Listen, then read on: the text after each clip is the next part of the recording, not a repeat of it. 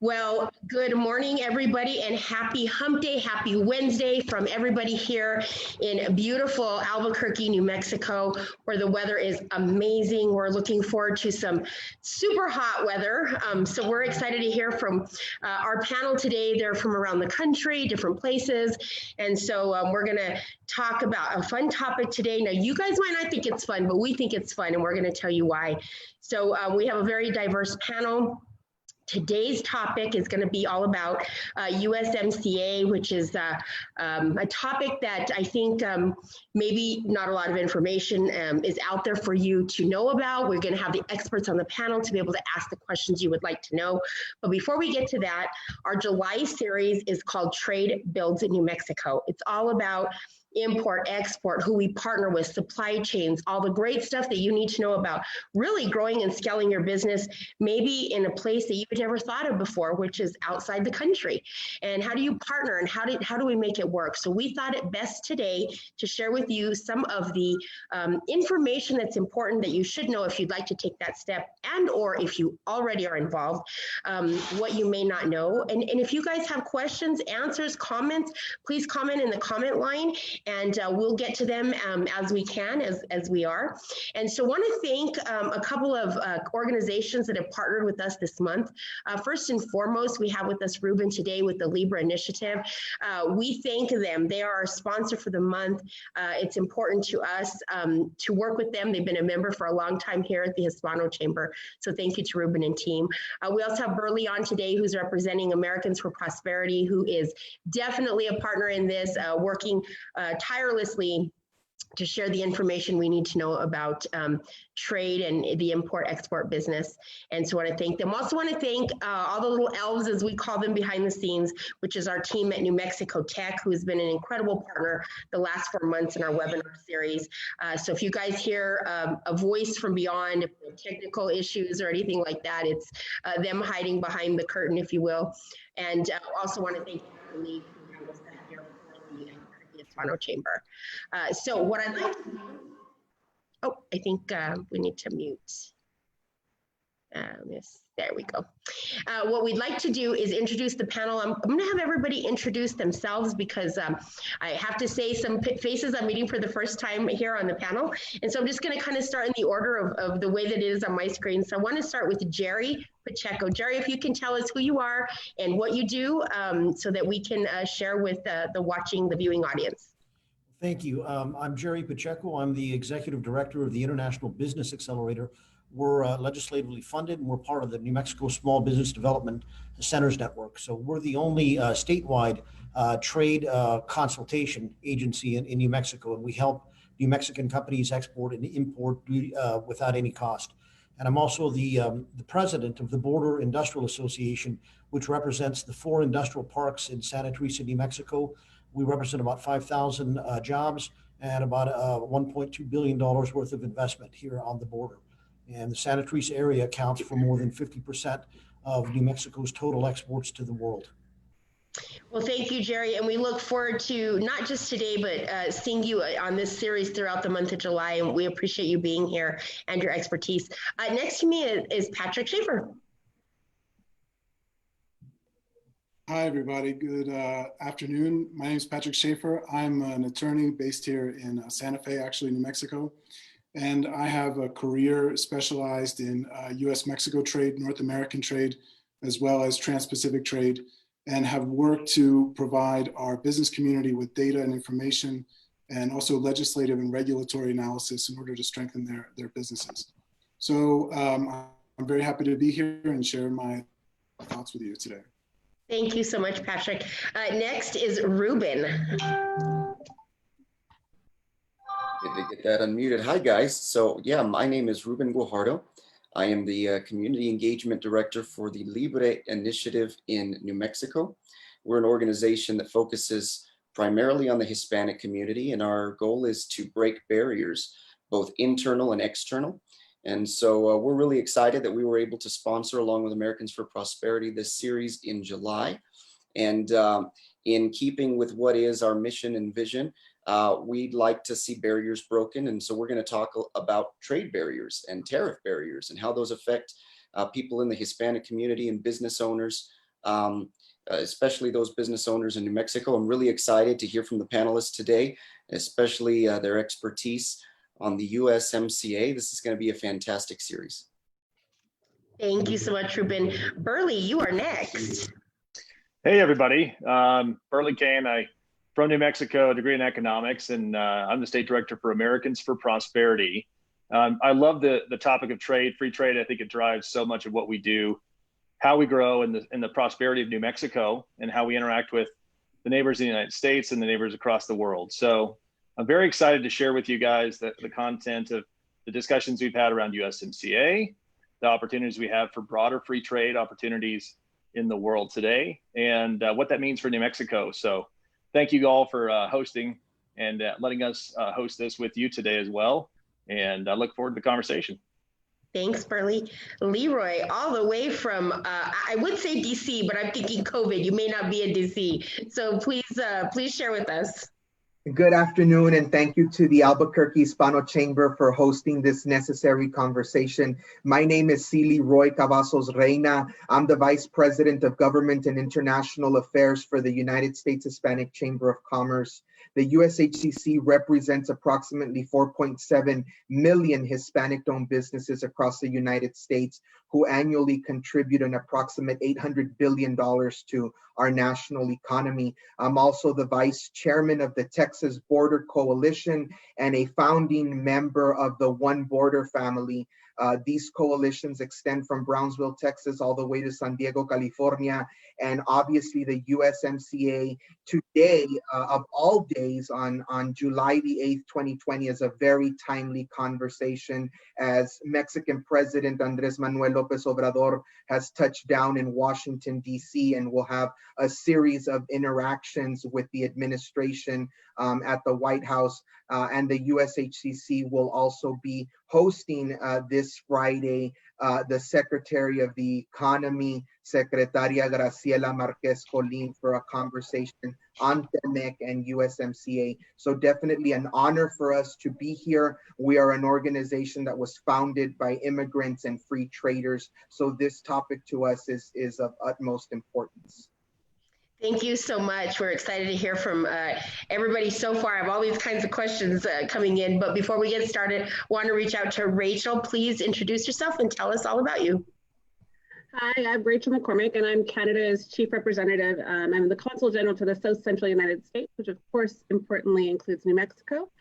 And so myself and my fantastic team work with businesses, policy forums, decision makers to advance Canada-US relations and state relations. And that includes things like supply chains, important supply chains that go between New Mexico and Canada, lots of great trade in agriculture, but also lots of collaboration in things like laboratories, like at Los Alamos, and in the arts and our Indigenous communities. And so, really excited to be part of this panel and talk about what we see as a really important step forward for North American trade with a modernized and also very progressive trade agenda. That's, like I said, I'm excited. So I hope that you all out there are excited. So first, foremost, the very first question that comes on is, can you explain the acronym, what it is, what are all the letters? So USMCA, United States, Mexico, Canada agreement. And we're going to get into the specifics about that. But that's what we're talking about today, about how we are going to be working together. What are those changes to that agreement, formerly known as NAFTA? Some different stuff like that. So we want to get into that. So Rachel, we're just going to reach right out and start with you. Tell us a little bit from your perspective about maybe the original, and then what are the changes, and how are we, how do you see Canada moving forward? And let's just start the conversation. Sure, absolutely. So I think if you look at from NAFTA, we've seen almost a fourfold increase in trade within North America. So over $1.2 trillion in terms of increased trade, and that we now have the biggest free trade zone economic region in the world, with $22 trillion market and over $480 million consumers. What's really important for that is that we now have 99% of goods traded amongst us tariff-free. And tariffs weren't the biggest thing in the modernization of the USMCA. And in Canada, we call it the Canada-US-Mexico Agreement, but I won't confuse you by adding in other acronyms. But for us, I think some of the great things we're achieving is supporting growth and innovation, ensuring maintain supply chains, adding some really progressive chapters to the agreement.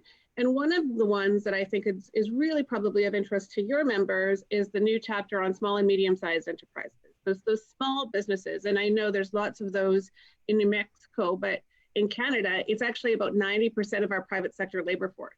And about 97% of our exporters are SMEs. So it was really important for us as well.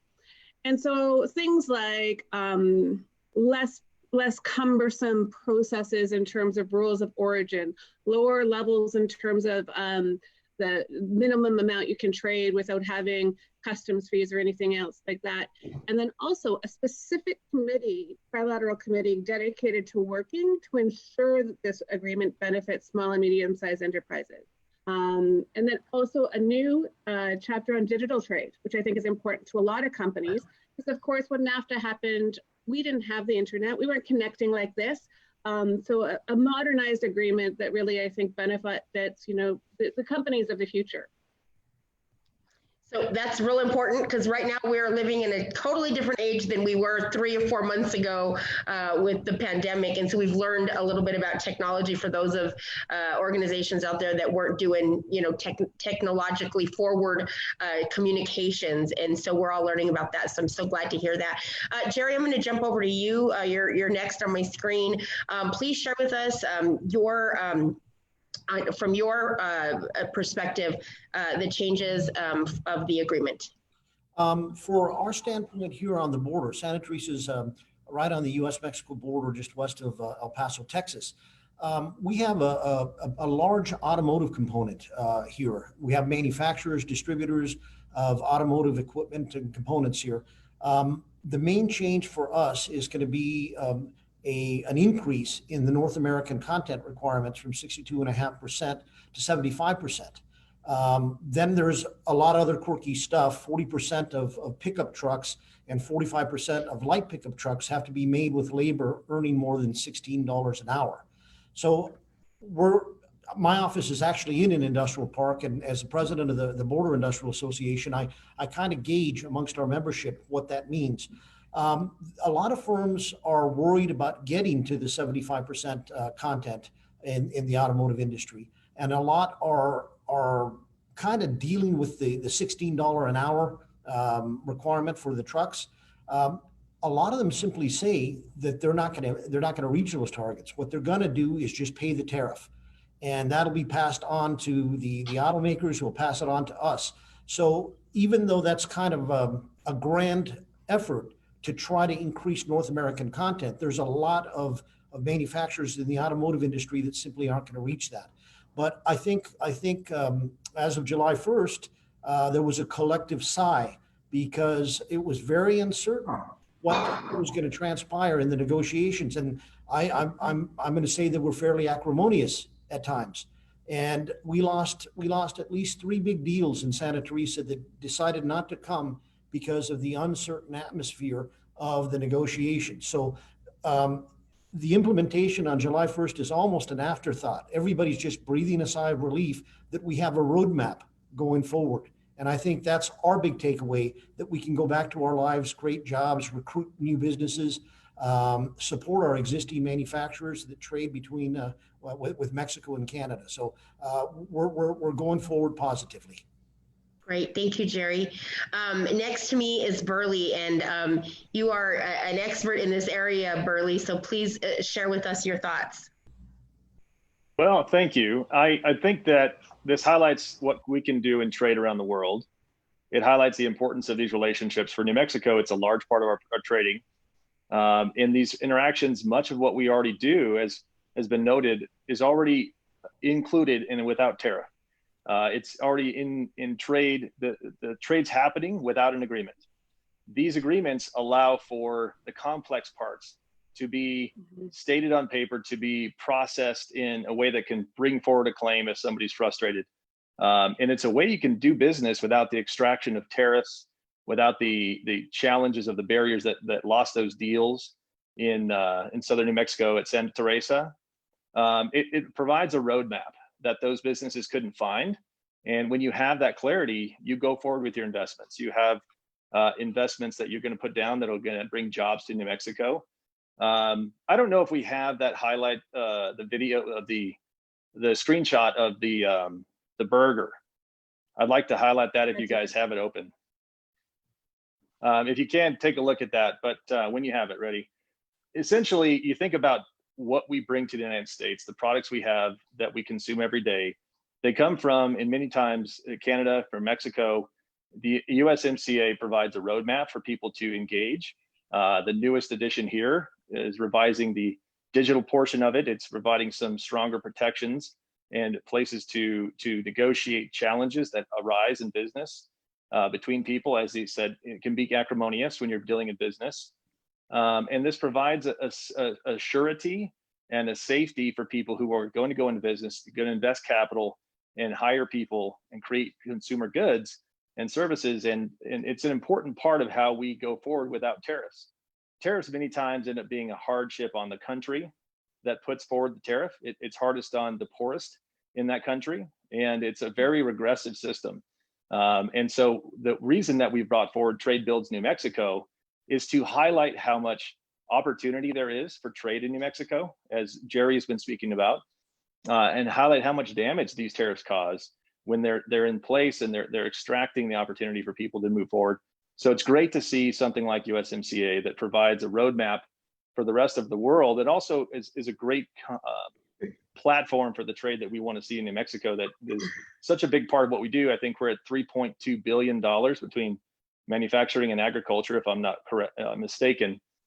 Do you guys able to find that burger graphic? So what we can do is, I believe that Angela just got it over to you. Let's finish up with the Burley, and we'll come back to that, and that'll be the next opening segment. I think that would be great. So we're going to go right above you over to Patrick. No problem. We'll get it. Everybody's listening, so that's what's great. We can request information and get it right away. Patrick?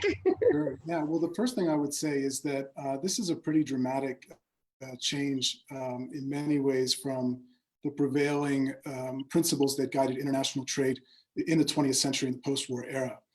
I think that, and I'd like to describe that a little bit by looking at even the title of the agreement, the US-Mexico-Canada agreement. And if you'll notice, there's not free or trade in that agreement as there was in NAFTA. And I think, lawyers don't make any decisions by mistake, certainly not with international agreements.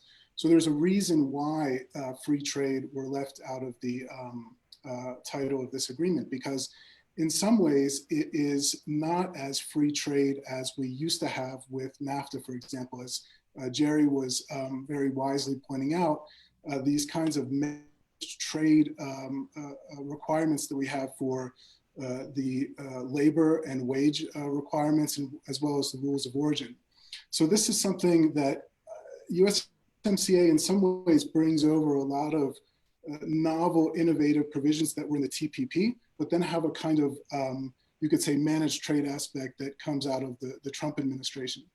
I would also say that in some ways, I think the real mover behind the USMCA and the revision of NAFTA wasn't just the need to innovate or modernize the agreement, but also I think it's important for us as a state as well as a country to recognize the influence of China on world trade. And so since China's entry into the WTO, more and more content has been flowing from China into the United States and making its way into automotive supply chains. And that's, when you get in a car nowadays, I think you often feel like it's a space shuttle.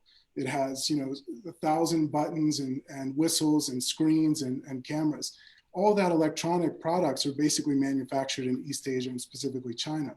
New Mexico, and this is why in some ways I really like the title of the series, Trade Builds New Mexico, because trade has always built New Mexico and will build New Mexico into the future. You think about, the presence of indigenous trade networks throughout the Americas that were in New Mexico, and the Spanish trade, and then, the gringos and the US moving westward. And the reason New Mexico is so special is because of those trade routes between Los Angeles, Albuquerque, and Chicago, and Los Angeles, Santa Teresa, Las Cruces, El Paso, and Houston. So we're at this intermediate point where we have this access to these great markets internationally. So international trade in many ways is not something we often discuss in New Mexico, but I think it's really important. So, when we look at like the automotive exports or the electronics exports that go into the automotive supply chain through southern New Mexico, we see that 80% of those exports are of a foreign origin. So it's something that is important for Albuquerque, it's important for southern New Mexico, it's important for our rural communities because of how much will be impacted by trade. So this new agreement, I think, in some ways modernizes things, but it's also something we should be really mindful of, because as America creates trade agreements, they kind of set the standards internationally. Thank you, Patrick. Ruben, over to you. Yeah, I love what Patrick was mentioning here, especially in thinking of in terms of New Mexico and the reality that trade is part of our culture. It's been here for a long time.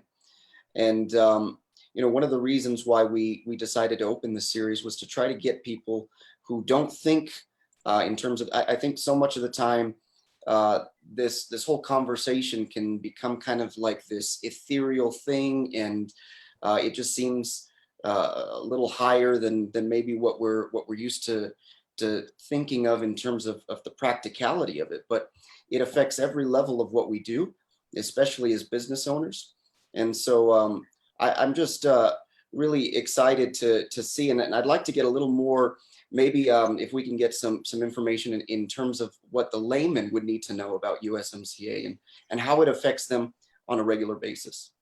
So I think you brought up something really great, Ruben, and we are so going to address that because I don't think that the average individual understands the importance of trade, the effect that it has on them as a consumer, the effect it has on a small business owner. So we definitely want to get into that. But before we do, I want to reach over to Leroy to kind of not just close out this particular question, but also, Leroy, you brought up some really important points in your opening, which was about the importance of today and what is happening around the country and in DC. So if you could expand on that a little bit, I think that'll also help a little bit to the general public that's watching that doesn't have a lot of background in this industry. Sure. So no, definitely. Thank you for all of the panelists' comments. It's definitely an important conversation to have. And trade is extremely critical to the Santa Teresa region in New Mexico. And the amount of trade that is done has a heavy economic vitality impact on the state of New Mexico. And it's important that these types of trade agreements keep those lines open for more trade to occur, for businesses, especially medium and small businesses, to be able to participate, as that is a lot of the pedagogy that you see in states like New Mexico, especially along the US-Mexico border. You see smaller states. And then the big takeaway from USMCA that a lot of people have highlighted is what's happening in the auto industry, and the ability of that free flow of trade to occur between the United States and Mexico is so important. Mexico, if you look at LATAM, the region of Puebla has the largest auto manufacturing footprint in LATAM. So as you take a look at a map, you begin to see the auto manufacturing sector becoming a real player for the American and Mexican economies. Make no mistake, the visit by President Andrés Manuel López Obrador is not, a lot of people have said, is it a political stunt during the war on COVID in America and in Mexico? This is not a political stunt. This is a Mexican president coming to the United States to visit an administration. We have to remember that AMLO hasn't traveled anywhere either. So this is his first official visit to a country, and what better to make this visit to a country where the administration, frankly, needs to be reminded about the power that Mexico holds in the American economy, and that without Mexico, the American economy can suffer. And as you have seen in the headlines in the past 2 weeks, actions from the administration to shut down ports of entry, access for Mexico to access the United States, when you have seen them cut off visas for international students,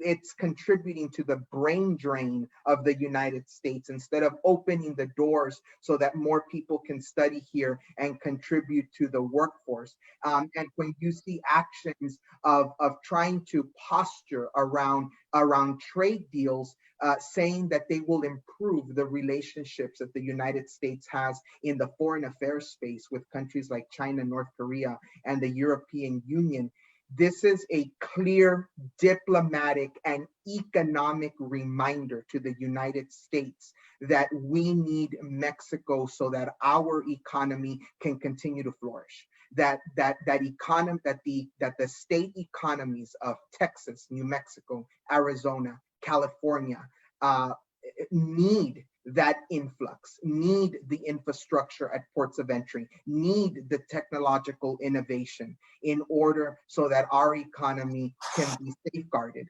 And on the flip side of that, if you look at that Prime Minister Trudeau did not accept the invitation, well, if you look at the politics between the United States and Mexico and the United States and Canada, they're very different and diverse. So maybe a state visit from the Canadian side is not as necessary. But as we continue to see actions by the administration to put more and more obstacles and guardrails to what we do with Mexico, how Mexican citizens interact with our society, and how ports of entry continue to play a vital role in this economy, you begin to see the necessary action of Andrés Manuel López Obrador to make one of his first state visits and official travels into the United States and up to Washington, D.C. to have these necessary conversations come to a level playing field and allow the American political system to realize that America needs Mexico for our economy to flourish. Thank you so much, Leroy. So much information in that couple of minutes, and we're going to again break some of that down. But I want to go, if we have, do we have that graphic ready to go? We're going to do a screen share here. I'm going to bring Burley back on, and the reason is because Ruben brought it up, which is how do we explain it in the layman's terms for those that maybe don't understand all of the technical words and all of the acronyms that we're using today? So I believe that Burley has a great way of doing so. So we're getting that up for you, Burley. And we would love for you to take us through this. All right. Can you guys see the burger? Yep, we're good. So this is also, there's a great example around a pencil. It's called iPencil if you guys want to look at another version. But if you look at something as simple as a burger, you see that throughout time, people have traded with each other. As governments form and there's differences, you have those complexities, and something like USMCA creates smoothness and an awareness of the tension spots. But aside from USMCA, and what this does is allows trading to happen and flourish that gets us what we want. And what we want is a burger. It's a great looking burger. If you look at something as simple as a burger, you get buns from California, flour from Saskatchewan inside the bun. Beef is conceived in Mexico, born in Alberta, raised in Nebraska, pressed in Colorado.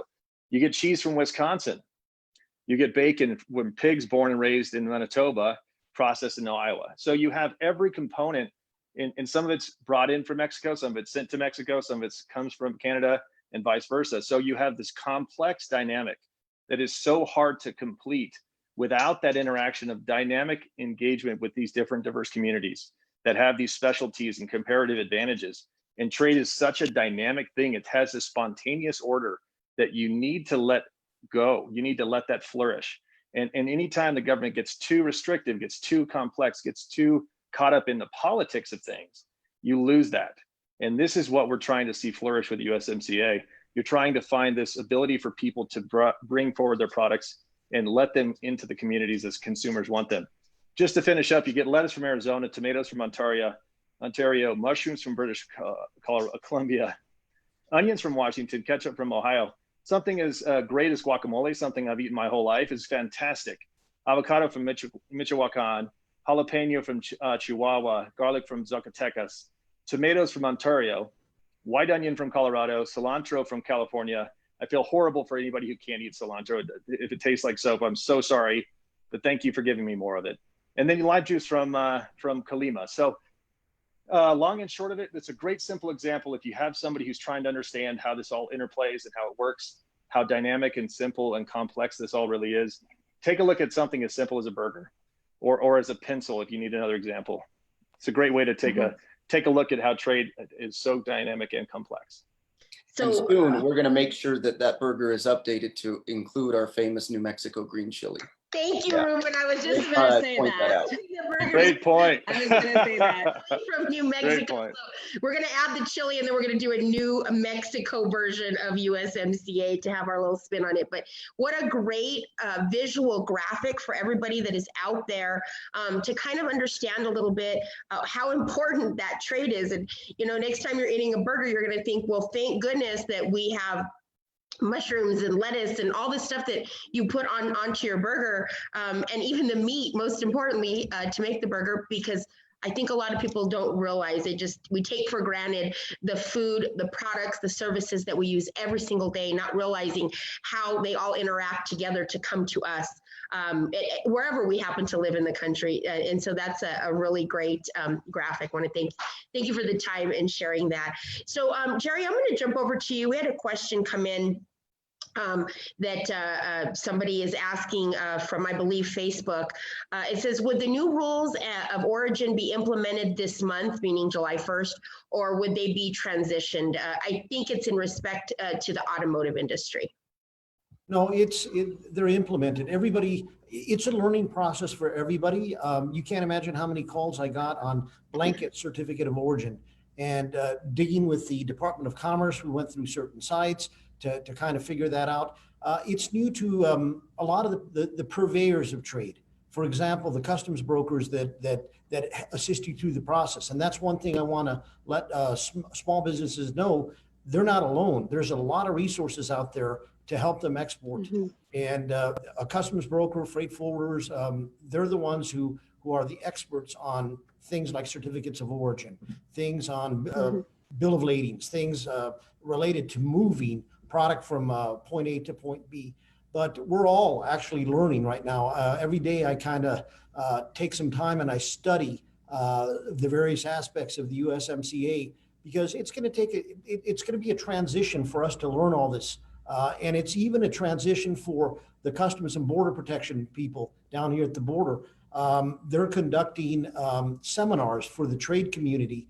In fact, one is taking place today, this afternoon, to go over the changes in paperwork and the changes in processes. It's not brain damage or rocket science, but there are changes that exporters and the purveyors and the people that help us export need to know.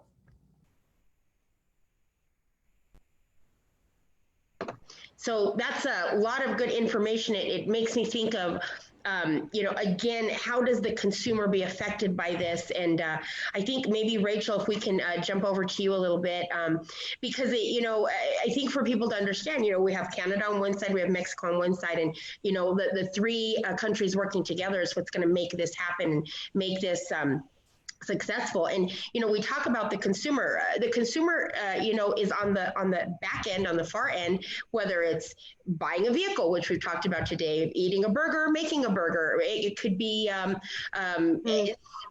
clothing. There's so many different ways that we're affected with that. So let's talk a little bit about the consumer effects of an agreement, finally putting it together, or not having the agreement. But I think it's important for everybody to understand that. Sure, and I love the example, and I was really wanting to bring up the Hatch chilies, because there's a really good example there in terms of consumers too. So we have about $17 million worth of agricultural goods from New Mexico that go to Canada. And I won't lie in saying that a lot of that is actually your famous chilies. And in fact, the New Mexico Secretary of Agriculture at the time, Jeff Witt, I think his name was, he was with us in Vancouver at an event and talking about it and featuring hatch chilies at an event for consumers. And, you know, there was this huge opportunity. And so all of a sudden there was this talk. And now in my role as Consul General, there's a Texas-based major food supplier who runs a special line of hatch flavored Alfredo sauce that is produced in Montreal because they get the cream. So again, a really good concrete example of how things are connected, and it provides actually consumers in this region a flavor that they like that perhaps a major Alfredo producer wouldn't run that small line. And so it creates an opportunity for consumers, but it also brings down prices, right? Because we're having those efficiencies and of scale. And I think going back to some of the things that Jerry said at the beginning about that these discussions weren't necessarily easy all the time. I should say, I was in Washington, D.C. at our embassy the past 5 years. So I lived through a lot of those negotiations, is that there has been a lot of uncertainty for business. And I think uncertainty is never good for business, and those impacts are passed on to consumers often.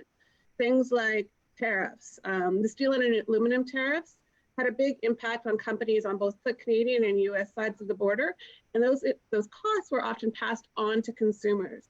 So a really concrete example of how free rules-based trade had when it wasn't actually working the way we hoped, was having an impact on consumers. And in terms of the help to companies, I think it's really good to mention, we have the Trade Commissioner Service for Canada, and there's similar services, of course, for US and Mexico, and they're there to help companies from New Mexico if they want to access markets in Canada, and also for Canadian companies that are investing into New Mexico and other places. We actually have over 50 companies that employ almost 2,000 New Mexicans. And so, you know, there's great opportunities. We're collaborating in space, we're collaborating in energy. You know, there's so many things we can do together, bring our innovation and expertise that really benefit the people on both sides of the border. Thank you, Rachel, and I'm excited, and a huge shout out to our Secretary of Agriculture, Mr. Jeff Whitty. Thank you for sharing green chili in Canada. We appreciate that. It's something we can't live without here, and we joke about it, but it really is, you know, it's our heart and soul here in our state, so we appreciate that. So we do have some questions coming in.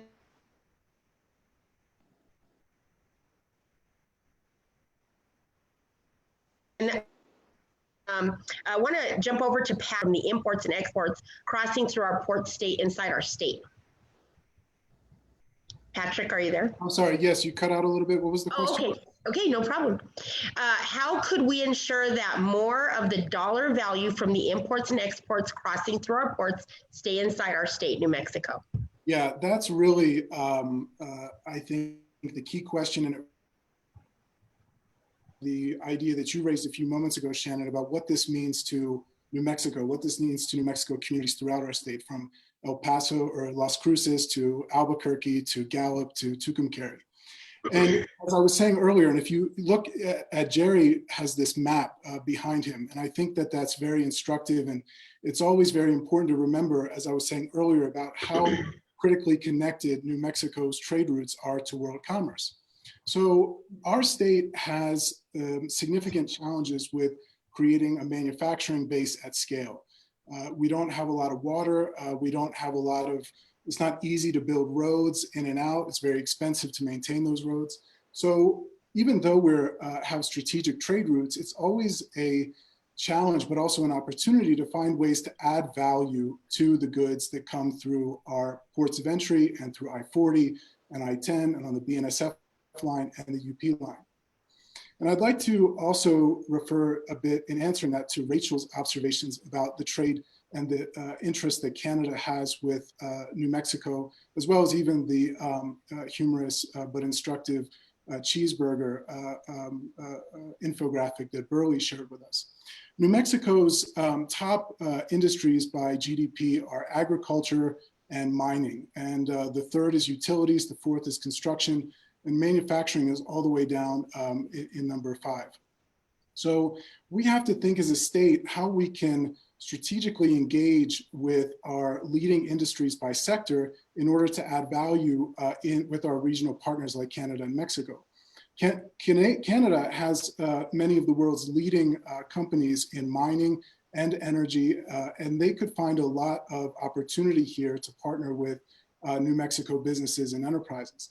And for example, in energy, that would have a knock lowering energy costs, which is another substantial barrier to expanding manufacturing. So if you're able to invest in energy and alternative energy here in New Mexico by partnering with Canadian companies, for example, you can create value-added jobs in New Mexico. You can create value-added workforce development opportunities just in that sector alone. You could even do something like that in mining and even agriculture. There's been many statewide initiatives over the years to find ways to add value to New Mexico products, whether it's green chili or pecans, or do manufacturing here inside the state. So, but I would say finally that we cannot know how to strategically and effectively add value to certain sectors to create training programs at the community colleges or at the four-year colleges, or with workforce development, for example, until we have a clear understanding of the types of goods that are passing through New Mexico, not only north-south across the US-Mexico border, but also east-west between Houston, LA, and Chicago, and those other countries. So I would say that, again, going back to your question earlier, Shannon, and just to conclude this observation, that, you know, what does the average person in New Mexico need to know about international trade or USMCA or US-Mexico trade? And I would say that, you know, for far too long, New Mexico hasn't really been engaged in a detailed way, understanding the data, understanding the commodities that are flowing through and at what valuations and where they're centered. So the work that you're doing with Trade Builds New Mexico, the work that Jerry has done throughout his career to celebrate the benefits of trade and the trade with Mexico is something very important. As a graduate of the Law School of New Mexico, I can tell you that there has not been a course on NAFTA or USMCA or US-Mexico criminal law or US-Mexico energy law. So at all sectors of New Mexico, I think it's important to evangelize and celebrate and provide data and information about our relationship in order to invest in those workforce development opportunities and to attract investment, whether it's from Canada or Mexico or other countries that need to engage in the Mexican market. Wow, you know, thank you, Patrick, for that. I think that's a lot of different ways to answer that question, and really every single one of them, all the way down to making sure that educationally, instructionally, that we have that available to those interested parties that are definitely ways to keep the dollars in our state. So I think it was a great question and great answer. Thank you so much, Patrick. I want to move over to Leroy because he has a question that came in. It's basically stating, would the USMCA protect the U.S. industry as a result of raising the rules of origin? I think that it has a great opportunity to do that. I don't see why we would need to not protect those rules. And I think that, you know, America, Canada, Mexico would be better for it all around. The crux of this is that we continue to foster and cultivate the relationship that will take us to increasing trade, to increasing commercial activity, to increasing and facilitating how products move across the border. It's the responsibility of the federal government to invest in ports of entry so that that commercial flow can be better off for it. We also need to make sure that we're investing in technical assistance and resource management of our businesses, that they know how to take advantage of these opportunities, and that they're able to leverage USMCA to not only do business, but more importantly, to scale their business. And finding those opportunities to scale all go back to protecting the rules of origin.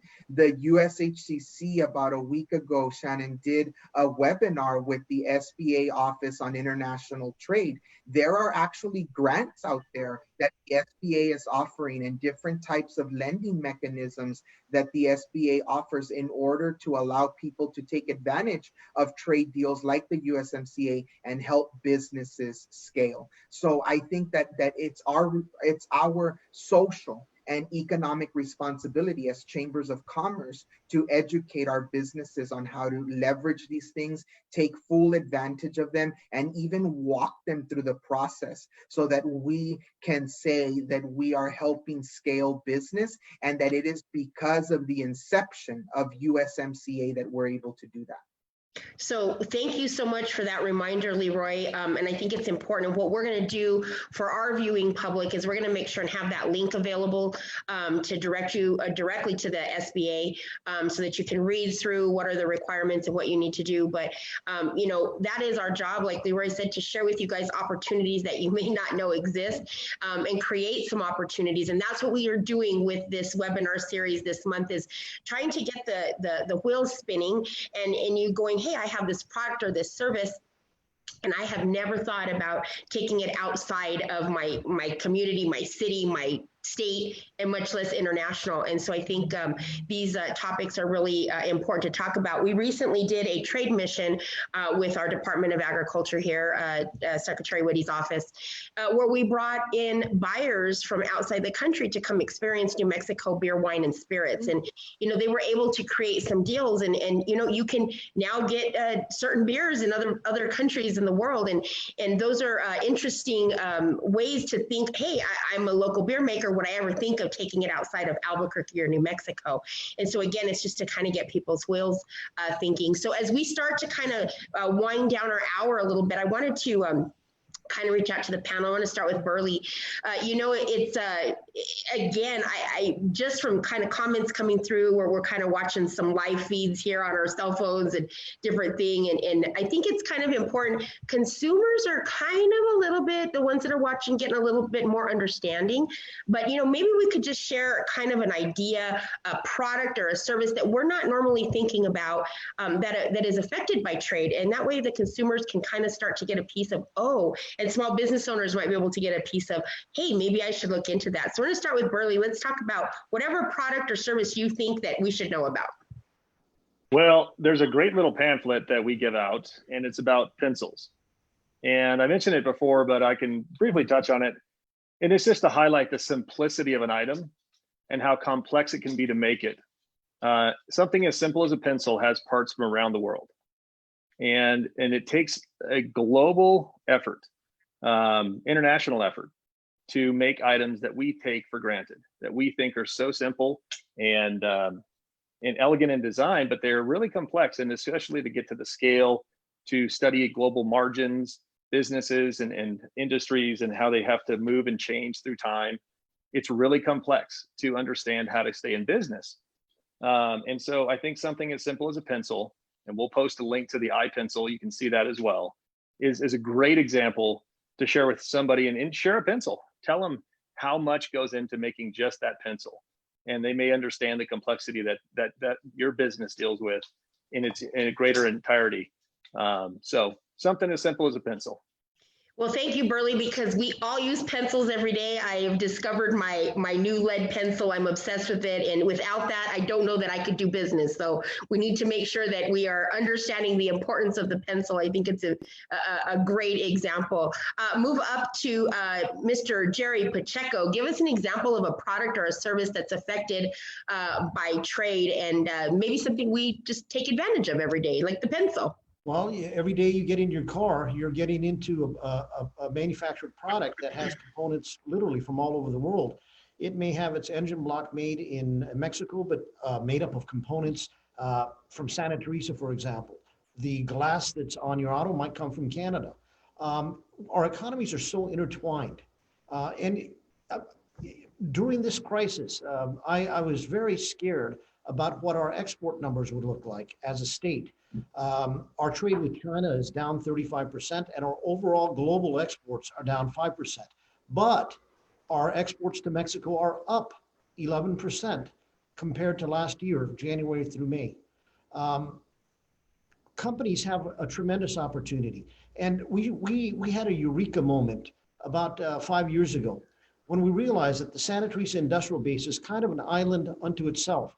Our strategy has been to form a supply base to Mexico and recruit from out of state component manufacturers, distributors that take product into Mexico and sell it.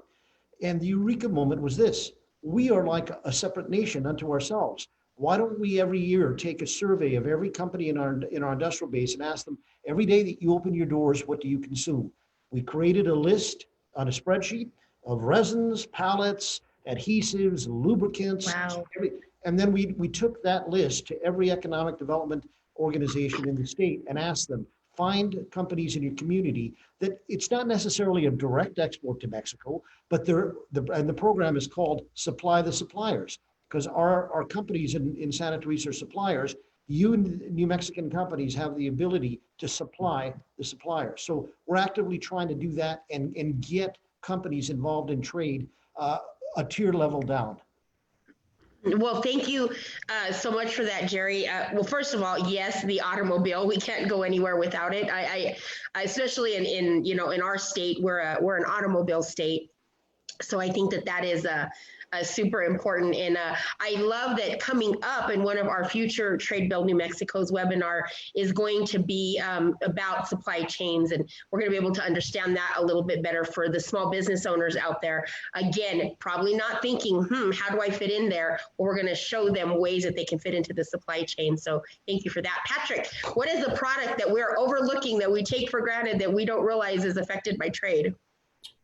Well, I think that the prior panelists mentioned too that are critically important. I think that one that I mentioned earlier is this question of electronics and computer goods and how much they're affecting the North American supply chain, particularly the automotive supply chain. And the vast majority of exports, just because something is exported through a port doesn't mean it was produced or manufactured in that region or in that state or at that port of entry. So for example, if Kansas sends something out through the port of Los Angeles, the port of Los Angeles has the credit for that export value. So, but the Department of Commerce also measures what are domestic exports, that is US originated exports, as well as foreign exports. And as I was saying earlier, New Mexico, because of its privileged trade routes and strategic trade routes, has been really affected by US-China trade. And I think that, as I was saying earlier, New Mexico is kind of the buckle between not just North America trade to an extent, but between the US Pacific trade as well. So, all the types of commodities I was mentioning earlier that I would suggest any business to look into to see what's being sold, what's being imported, what's being exported, what's being invested in, we'll see that the vast majority, around 50% of exports from New Mexico are foreign exports that are computer and electronics products making their way into the supply chain in Mexico and being re-imported into the US. So I would say don't think about where the trade is now, think about where it could be. I would advise our businesses to think creatively like that. And, I would really think that the state has a significant opportunities right now with respect to energy and with respect to agriculture.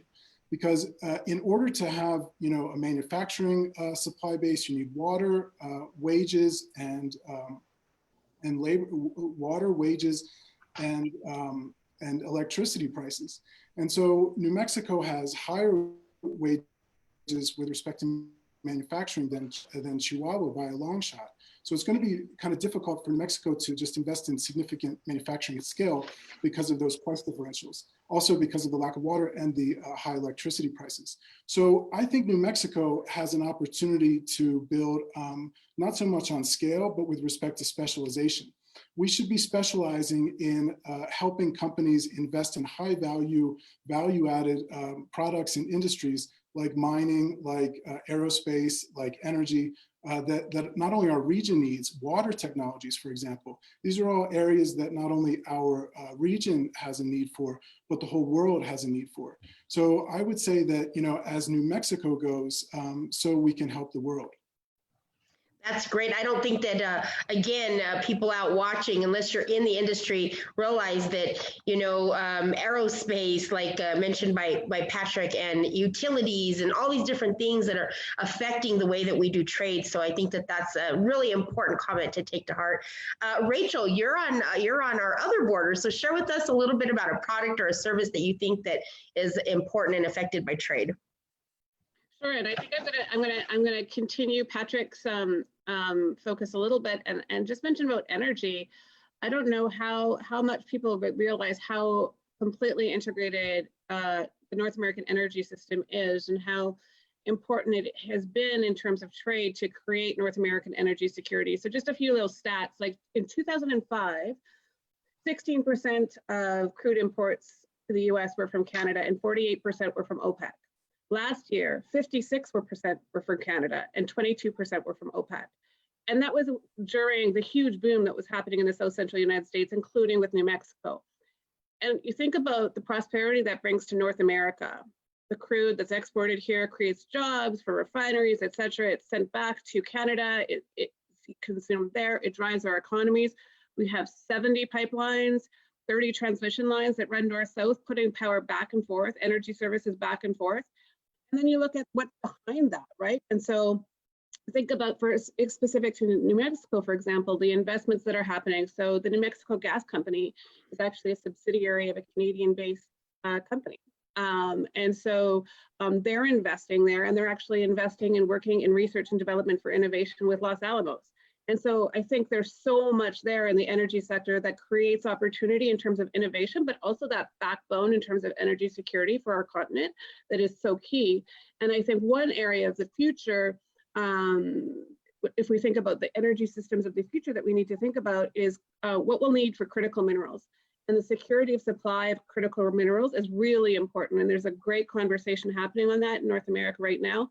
But there are rare earth elements and other things that exist here in North America, but they're not being developed. And the majority of critical minerals are actually owned by non-allied countries. So it's an opportunity in terms of increased trade, increased opportunity, but also increased innovation amongst North Americans.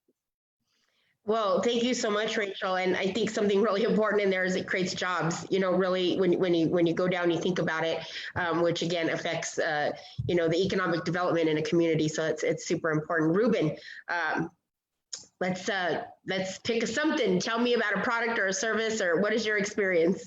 Yeah, I love what Burley was talking about, because in terms of a pencil, it gives you everything at its simplicity, right?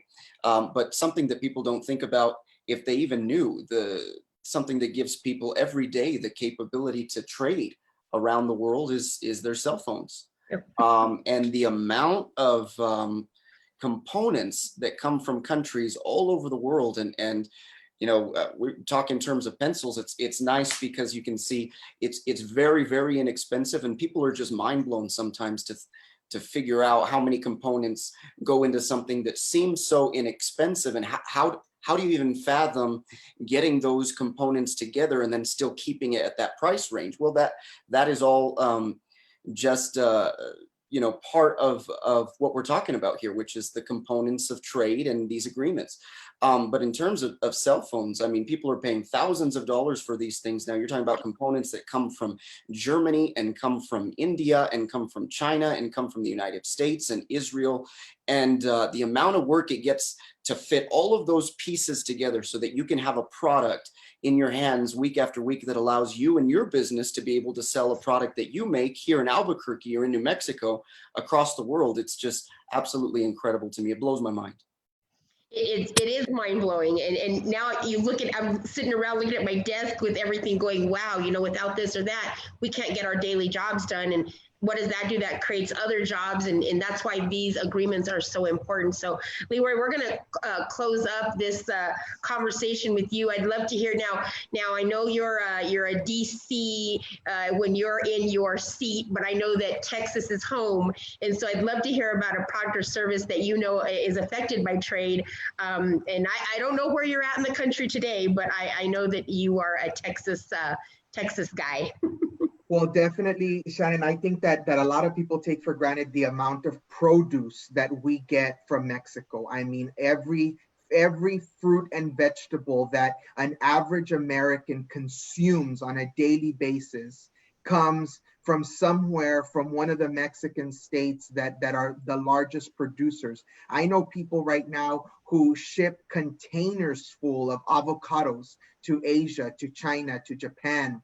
And I think that those commodities or products that we get from Mexico, a lot of people take that for granted, in not only in that they're grown there, that they're cultivated by local originating farmers, a lot of generational wealth and practice, but also the ability of those people to sustain an economy that's the Mexican economy, and then provide it across the globe, not only to the United States, but across the world, really, really is important to highlight how these products really impact the sociability and the nutrition of people across our country, especially for people who live in food deserts across America, how these products still are able to make it to those food deserts based on simple produce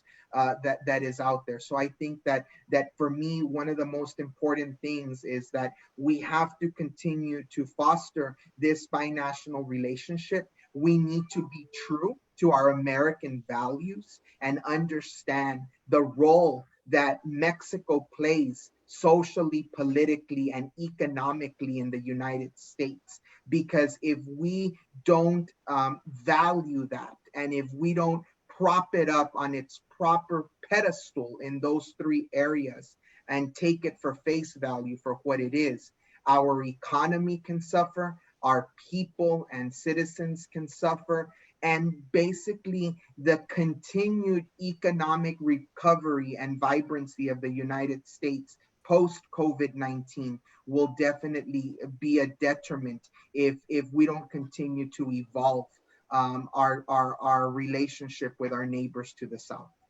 Well, I have to tell you, Leroy, right off the bat, the food supply chain is huge. And I know that we're going to tackle that in a future webinar as well. And I think before we leave this topic, I would like to say, if somebody can figure out how to export the incredible heat that is going to be in New Mexico this weekend, I would be very happy to share that with the rest of the world. We are not 105-degree weather city, and I hear that our temperatures are going to be off the map this weekend. So that's just something that I'm just like, wow, just shocked about. I just heard it. So thought that would be a little funny for our import-export kind of humor here. So, I want to say, first of all, thank you to the panel. This has been a great discussion, but guys, this is just the beginning. We're just barely cracking the nut, opening the door, barely talking about this. There's so much more that we're going to discover throughout the month of July, but we hope that this is a continued conversation, a continued investment. I know that Patrick talked about it. How are we going to get small businesses and investors to be in this arena, invest in this arena, and help to make these things so much better for our communities as we grow and scale. So again, I want to say thank you to our panel. Jerry, your expertise, we learn from you every time you say something. We appreciate. Patrick, thank you for your knowledge, your legal knowledge on this background. It's this industry, the background is super important. We need to learn that. Leroy, thank you for taking time out of your day. USHCC, huge partner of ours, friend of ours. We're so excited to share everything that you guys are putting out there in the world. So kudos to the USHCC for staying on top of these very, very important topics for our small business owners. Rachel, thank you for joining us.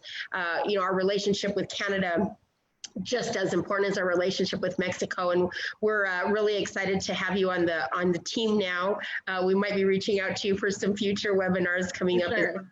And of course, Ruben and Burley. Now, I know Burley had to jump off, but Ruben, we thank you for being a sponsor, really important. Without your support in this, we can't get this information out and bring together this amazing panel that has the information for all of us to learn from. So I want to remind everybody, we will see you guys again on Monday, where we will be talking about how small business is impacted by trade. And we will have examples, and we'll have business owners, and I think that's going to be a really great way for people to also go, oh, I'm hearing it from the horse's mouth. So we're excited about that topic on Monday at noon. Mountain Standard Time here in Albuquerque, New Mexico. You guys all have a great week. If you have questions, please continue to send them, post them online, and we will get the answers for you that you are asking. So have a great week, everybody, and we'll see you guys next Monday. Thanks. Bye, Shannon. Thank you.